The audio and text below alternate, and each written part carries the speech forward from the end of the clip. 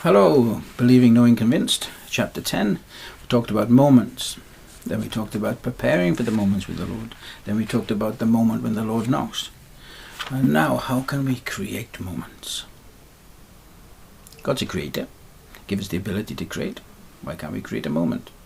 It's something between you and the Lord. Something you decide to do, both of you, it will happen. Colossians 3, 1-2 says, set your hearts, make sure your heart's right, and your minds on things above, not things below, not on earthly things. If your focus is on earthly things, then how can you meet with the Lord?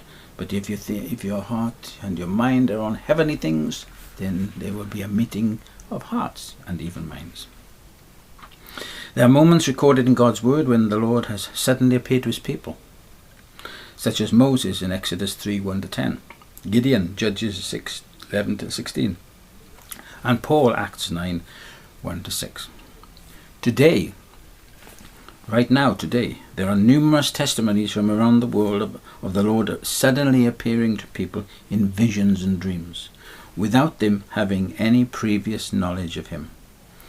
By his Spirit, he is calling people into his kingdom and glory, 1 Thessalonians 2:12, and also directing individuals to a specific work in the kingdom, Acts 16, 9-10.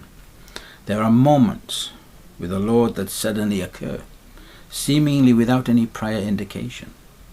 But the majority of the moments with him, where we get to know Christ better, Ephesians 1:17, come from times when we prepare ourselves, as we saw earlier, together with creating time for him, being still is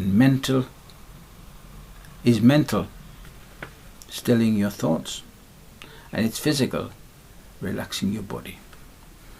Psalm 46:10 says, be still. It says, be still, not try to be still, be it. Be still. And in that it says, and know. Know what? That I am God. In that is I am now. It's a moment.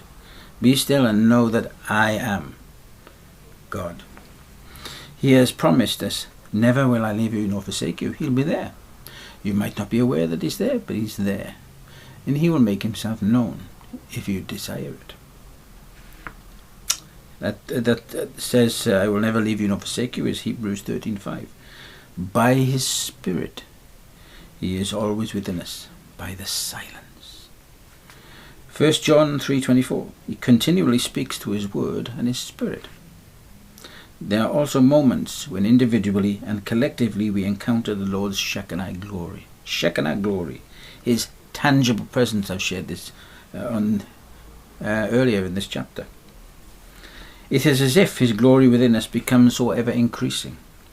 2 Corinthians 3:18, that it attracts and it draws down the Shekinah glory from heaven. It is a taste of eternity with him. God gives us the moments. Sometimes, we can take people for granted, take situations for granted. But when there's moments, we're more likely to appreciate them and be drawn in because, I want to have that moment again with the Lord.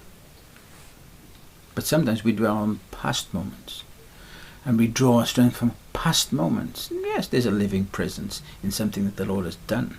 There's a memorial stone. But he wants something different. He wants to bring new life, freshness, living presence. Not always just a memory. That's why he asks us to do communion regularly, so we can be updated, just like computer systems, isn't it? To update the operating system. You need an update on this app. And what does it say? It says you need an update to protect you from bugs, to fix things and any possible security issues that have come up. See? We need an update of his presence to protect us from the works of the enemy. We need an update on God's plan to overcome the plan of the enemy. See? These encounters with him can last for minutes. They can last for hours. They can last for days. They can linger. Prior to such moments, there was always, usually, an increased hunger and a thirst for his presence. See, sometimes God takes away water, makes you dry so that you thirst. Sometimes He takes away what is like physical food. You know, sometimes when you eat food and it doesn't satisfy you, and you think, oh, that chocolate bar always satisfied me, but now it doesn't. Because He wants you to be satisfied by Him. Take away from physical things and put your mind on spiritual things. So anyway, it says, prior to such moments, there's usually an increased hunger and a thirst for His presence, coupled by a stillness and a sense of awe. It is as if time stands still. Minds and hearts are consecrated, set apart to God. These moments never forgotten. You know, even doing this, I've had a bit of a break. Because it's like, I just want to do things for the sake of doing something. You know, sometimes, you know, we got to get into the habit of things and the discipline of doing something regularly. Keep doing the message. But then sometimes you kind of don't get the moment. You don't get a sense of the moment. Sometimes you need a break. And then you come back. And then you come with newness of sight, newness of hearing. A sensitivity because you miss the presence. I miss the presence. Lord, speak. Anyway, chapter 11 will be about hearing His voice. So this is the thing. Listening, you're speaking next.